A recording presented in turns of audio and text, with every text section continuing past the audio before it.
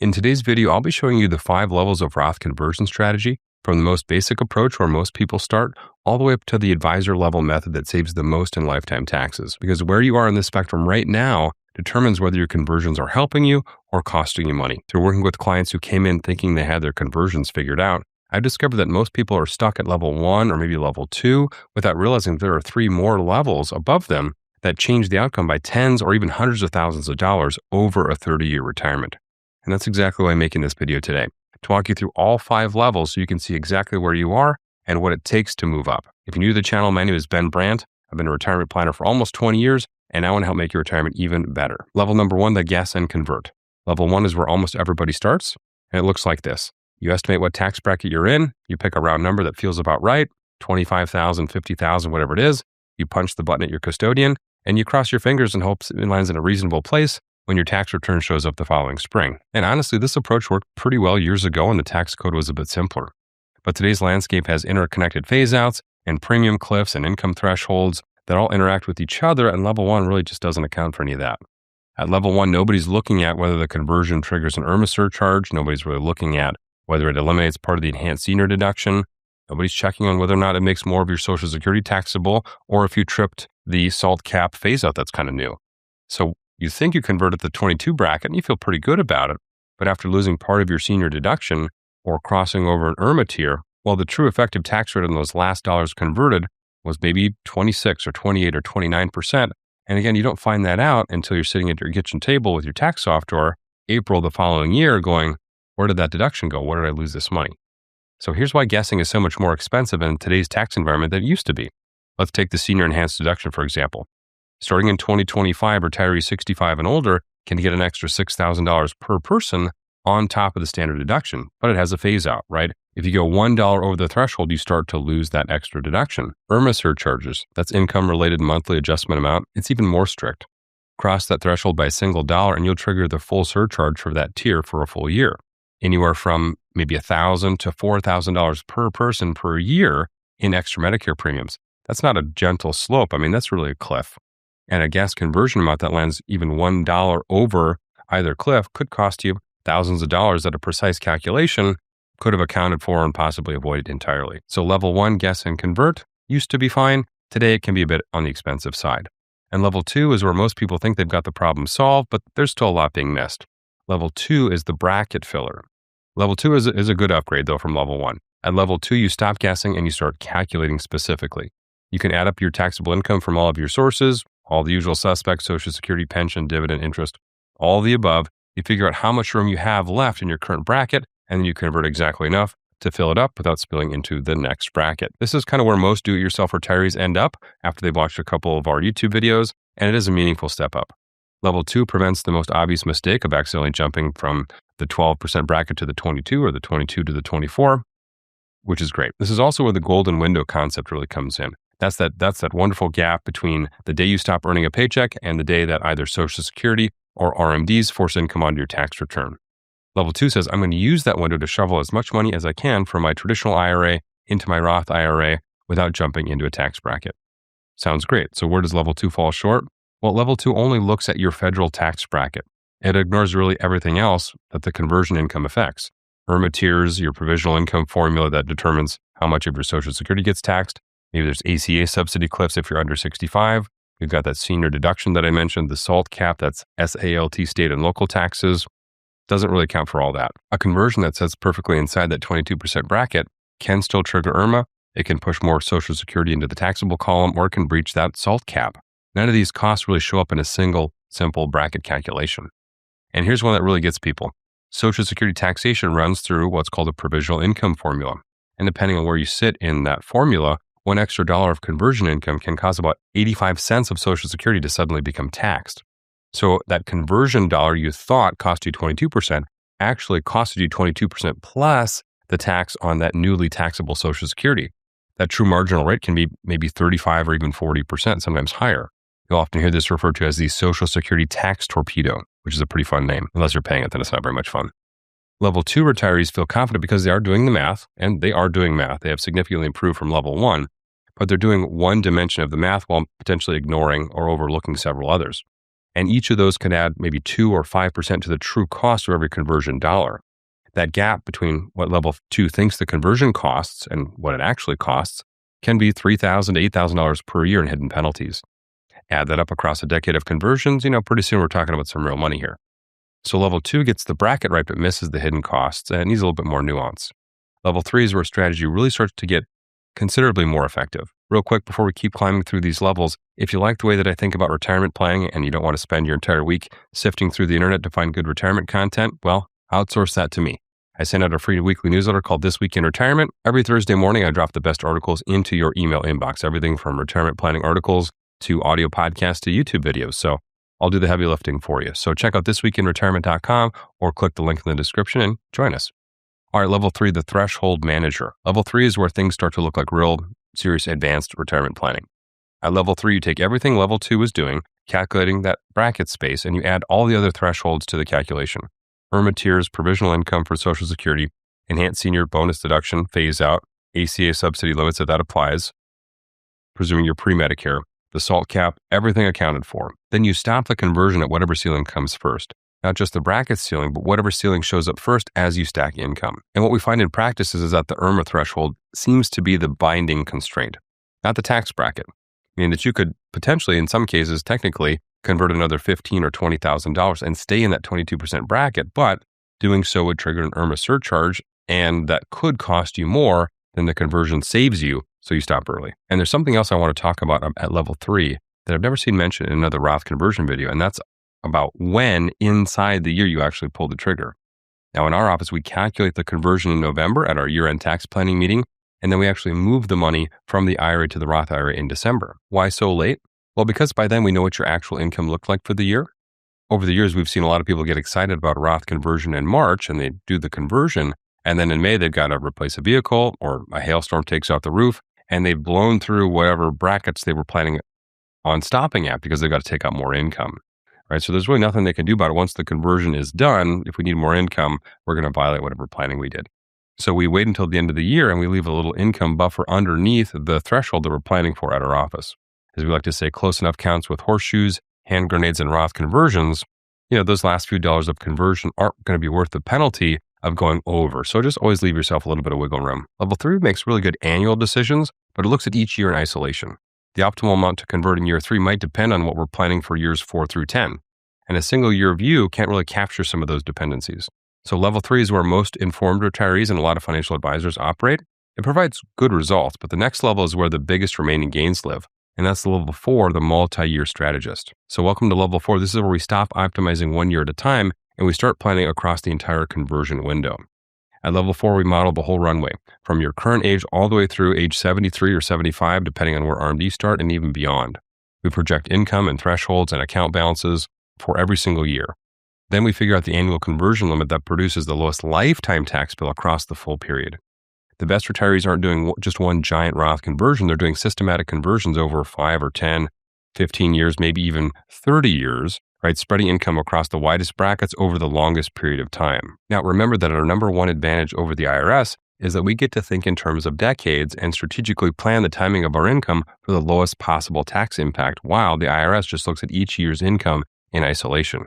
And here's a really clarifying example. Imagine a retiree converts $80,000 per year for 5 years. They've moved $400,000 at an average tax of probably about 22%, just for example. Now compare that to the same retiree converting $50,000 per year for 10 years. They've moved $500,000 at an average rate closer to 14%. They moved more money at a lower rate, paying less total tax on more converted dollars. That's what spreading conversions across more years can do. And here's why that's especially urgent right now. The 2026 tax brackets under the Tax Cut and Jobs Act create the widest 12% bracket in recent history. Over $96,000 of taxable income for a married couple all sits within a 12% bracket. That's massive runway for low-cost conversions, and who knows how long that's going to last. Always remember that when it comes to tax rules, permanent never really means permanent, and temporarily doesn't usually mean temporary. It's just a fun little joke they like to play on us.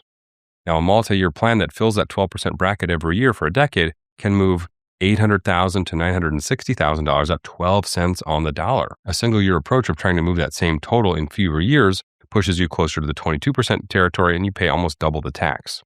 And these brackets may not survive the next tax law sunset. So every available year at the 12% bracket gets more valuable, and multi-year plans start to get more and more urgent. And there's another piece inside of level 4 that unlocks that level 3 just can't. By spreading conversions over more years, each year amount stays further below every threshold, which means fewer things like fewer IRMA triggers, fewer deduction phase outs, less Social Security taxation across the entire window if your income is a little bit lower. All these benefits compound across 5 or 6 thresholds at the same time. Now, level 4 is also where we start factoring other multi-year realities like when do we claim Social Security? When is Medicare going to start? What happens if some of these rules change, right? And what about the survivor scenario? Speaking of which, I would be remiss to talk about these levels without talking about the widow's tax inside of level 4. This is one of the most underrated reasons why people do multi-year Roth conversions, and I really don't hear it talked about enough. When you're married and filing jointly, you have what I call double the tax square footage. You've got double the standard deduction, double the marginal tax brackets, and double the IRMA thresholds, all three. The whole tax house, so to speak, is twice as big as a single filer status. But unfortunately, when one spouse passes away, that surviving spouse goes from married filing jointly to then single filer status overnight. The standard deduction gets cut in half, the brackets get cut in half, and the IRMA threshold gets cut in half. Everything compresses down. But things like your income or your RMDs, well, those don't get cut in half. In fact, your IRA balances are exactly what they were the day before your spouse passed away. So that same income fit comfortably in the 22% bracket as a couple now might land you in the 32 or 35% bracket for your surviving spouse. As I like to say, you start retirement as Fleetwood Mac, and unfortunately you end retirement as Stevie Nicks. A level 4 multi-year plan converts those dollars at those joint rates today specifically so that they never hit that surviving spouse when they're at the single filer rates later. Now, if any of this is starting to feel like a lot to model on your own, well, it is. Multi-year conversion planning, threshold management, survivor scenarios, those are the kind of things and the kind of moving parts that we account for in our retiree blueprint that we put together for clients. So if you'd like us to run your numbers and figure out what level you might be operating at and what multi-year conversions might look like in your specific situation, go ahead and click the link in the description. You can book some time on my calendar and we'll talk through it together. All right, finally, let's climb to level 5. Level 5 is the holistic modeler. Level 5 is what we do for our clients in our office and many other capable advisors do as well. And I'll be honest with you, this level takes some professional tax software and a competent financial advisor to execute well. Of course, I'm biased, but I want you to understand the concept because once you see it, I don't think you'll be able to unsee it. At level 5, the conversion isn't evaluated against your bracket. It's not evaluated against IRMA or a multi-year window. It's evaluated against everything all at once. Every conversion dollar gets weighted against its full cost.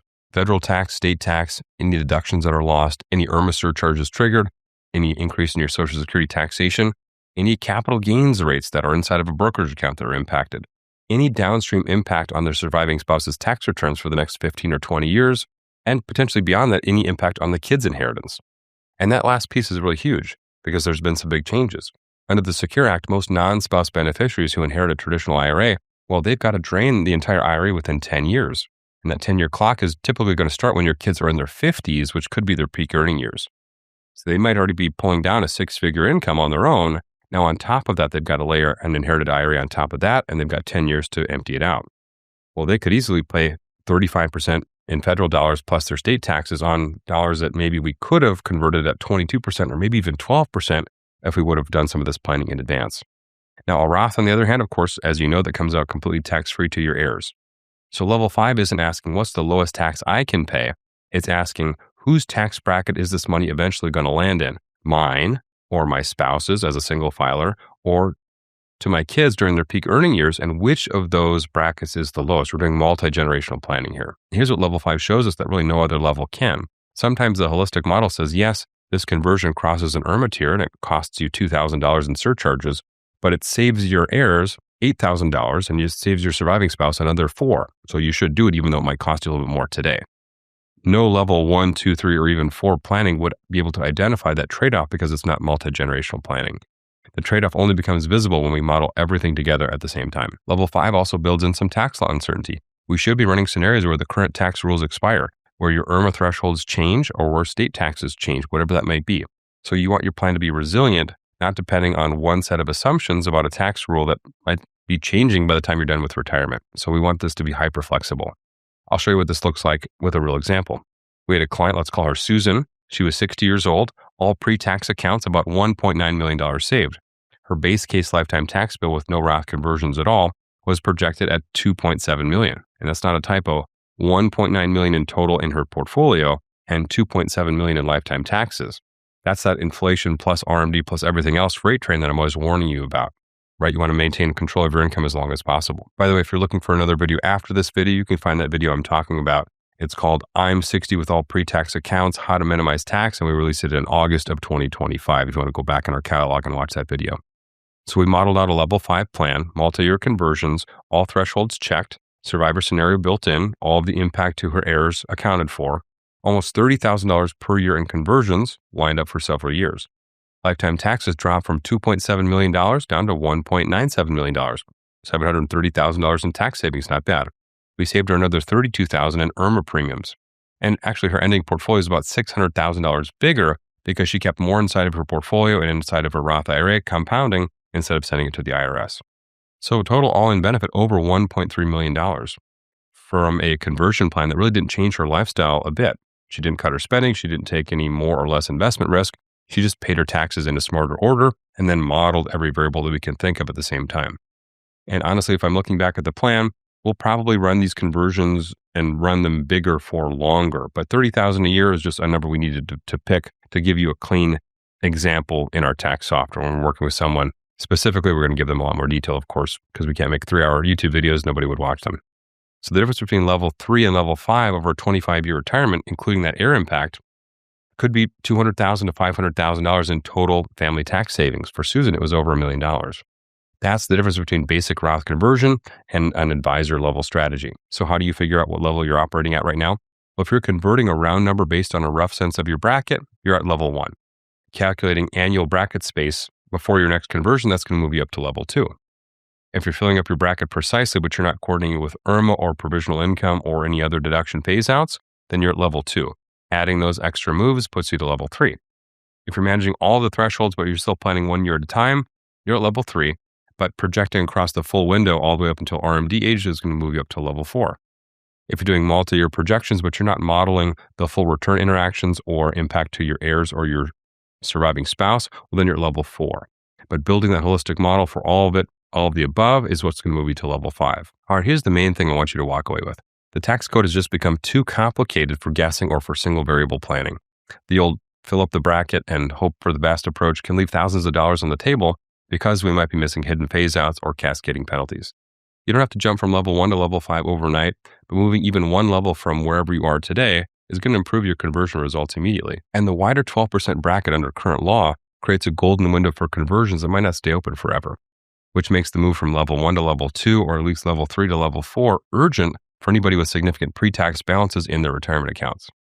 Retirees who moved from guessing to holistic modeling didn't save the most money because they converted more. They saved the most money because they converted the right amount at the right time with full awareness of what every single dollar actually cost. Again, if you want help building your even better retirement, click the link below to learn more about my Retiree Blueprint, where we'll show you exactly how to optimize your Roth conversion strategy for your specific situation. By the way, what level are you converting at? Leave your answers in the comments. I'd be curious to know. So my name is Ben. I hope this video helped to make your retirement even better, and I'll see you on the next one.